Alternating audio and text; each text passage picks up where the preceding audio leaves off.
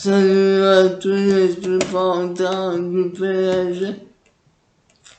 On apprend que Kylian Mbappé a été élu meilleur joueur de la semaine en Ligue des Champions. Quant à Ramos, qui a joué qu'un match face à Saint-Étienne, et il est en train de se débarrasser de ses soucis physiques au mollet. Mais les choses se sont encore compliquées. Ces derniers jours, il a manqué les 3 derniers matchs face à Nice, Lens et Bruges suite à une fatigue musculaire.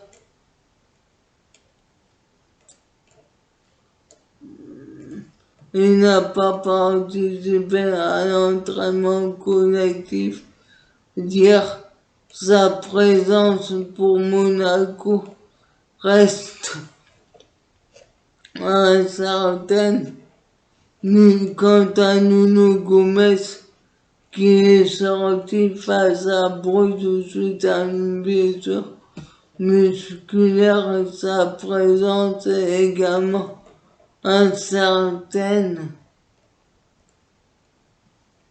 Quand il y a 3 ou 4 départs souhaités cet hiver, il s'agit du gardien Sergio Rico, les latéraux Lavin Kurzawa, qui a été prolongé jusqu'en 2024, Abdou Diallo, Colin Daba, le défenseur Abdou Diallo, les milieux Rafinha, Eric Junior et Dimbe, et l'attaquant Mauro Icardi.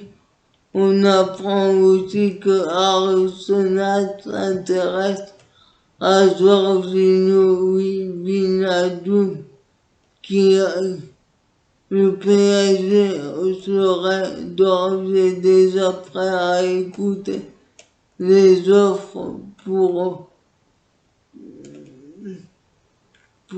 prêter Wijnaldum, qui serait favorable à retourner en première ligue où Arsenal serait à l'affût, lui qui est peu utilisé par Pochettino, alors que du côté des prolongations, le PSG, après avoir prolongé Keylor Navas, Bernat Draxler et Neymar, qui ont prolongé l'été dernier, ils veulent prolonger Di Maria et Marquinhos. Di Maria est sous contrat jusqu'en juin prochain, mais dispose d'une année supplémentaire. Un accord verbal entre toutes les parties hésiterait pour activer l'option d'un an en ce qui concerne Marquinhos sous contrat jusqu'en 2024. Et on parle de prolongation jusqu'en 2026, alors que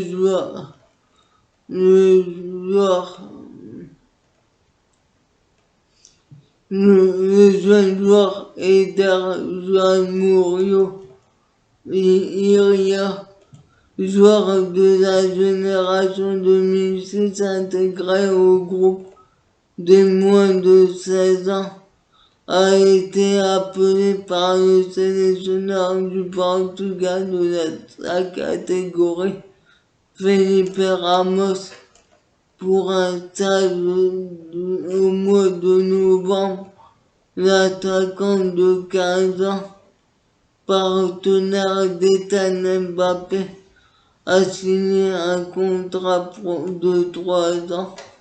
Son premier contrat de 3 ans tandis que Mbappé a jugé les débuts du PSG, il a déclaré: nous, on est toujours contents de parce que tout ce qu'on veut, c'est gagner. Bien sûr qu'après, quand on analyse ces matchs à tête reposée, on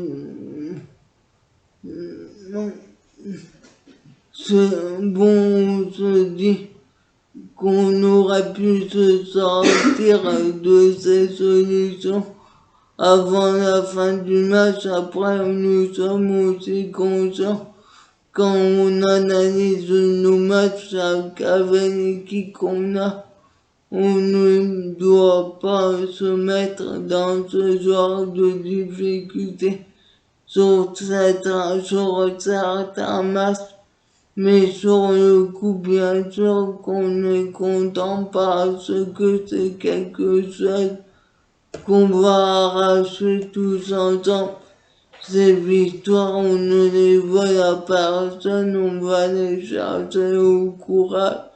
Tous ensemble, ça va et ça montre qu'on a une vraie force de caractère et de personnalité. Qu'en pensez-vous?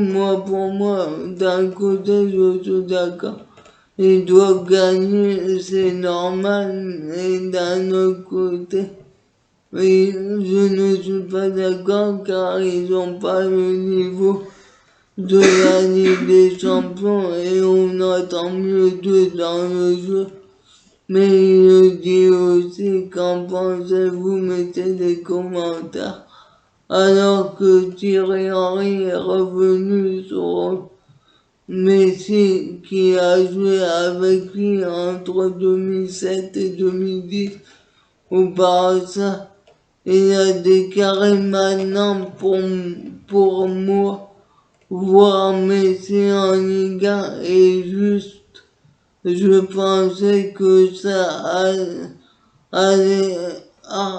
je pensais pas que ça allait arriver un jour. Je n'ai jamais pensé qu'il allait quitter le Barça. Mais ce qui se passe parfois, c'est que vous donnez du caviar aux gens tous les jours et puis vous ne leur donnez pas. Alors ils sont comme ça. Et bien, quel est le problème avec vous? Je suis habitué au caviar, mais cela n'arrive pas souvent. Ce n'est pas normal. Ce que les gens ne comprennent pas parce que les meilleurs joueurs vont souvent en équipe nationale et parce qu'ils jouent tous les 3 jours. C'est que vous ne vous entraînez pas beaucoup.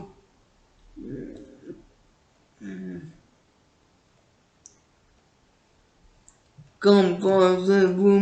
Pour moi, il a raison. La saison de Messi va commencer réellement en Ligue 1 à partir de la trêve hivernale. Qu'en pensez-vous? Mettez des commentaires. Il a déclaré aussi lorsque vous quittez un endroit que vous avez connu très jeune et pendant très longtemps que vous n'avez jamais pensé quitter, ça vous prend du temps sur le plan émotionnel. Vous devez réaliser et comprendre où vous êtes. Vous adapter à une nouvelle ligue et à une nouvelle équipe et digérer le déménagement. Vous avez vu qu'il a pleuré quand il est parti. Ce n'était pas des fausses larmes, il a pleuré. Il faut un peu de temps pour s'adapter. et comprendre même si vous êtes lui. Mais vous devez comprendre que cet homme est aussi un humain et qu'émotionnellement, parfois nous sommes tous touchés par quelque chose qui était le Barça. C'est encore à vif pour lui, mais je crois qu'il va s'en remettre. J'espère qu'il le fera. J'ai confiance en lui. C'était pareil pour moi quand j'ai quitté Arsenal pour aller au Barça. Il a fallu un moment pour m'habituer à mon environnement. Je n'ai jamais pensé que j'allais quitter Arsenal pour rejoindre Barcelone. J'étais dans un grand club, dans une grande ville.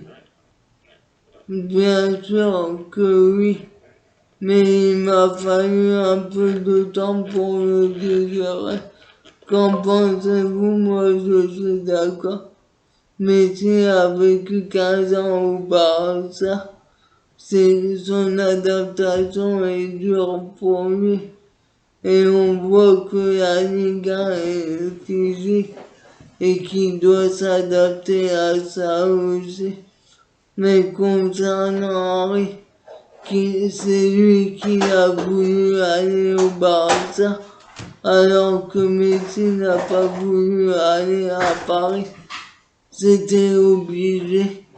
Qu'en pensez-vous? Mettez des commentaires.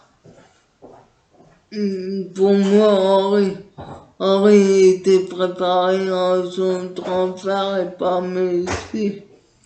Même s'il a dû s'habituer au jeu du Barça, car le Barça a un jeu spécial auquel il faut s'adapter. Qu'en pensez-vous? Mettez des commentaires. Alors que l'ancien joueur du PSG, Johan Cabal, qui est le nouveau directeur technique de la formation du PSG depuis 6 mois, il s'est penché sur son quotidien depuis son retour au PSG et aussi la crainte de perdre les meilleurs joueurs du centre de formation comme Xavi Simons et Edouard Michou. Il a déclaré: je n'étais pas là auparavant, je ne connais pas tous les tenants et aboutissants. Aujourd'hui, je me focalise sur la progression des joueurs. Le cœur du projet, c'est le joueur. Et si on peut le faire grandir chez nous, on n'empêchera pas les clubs étrangers de venir vérifier ce qu'on fait ici parce qu'on a la réputation.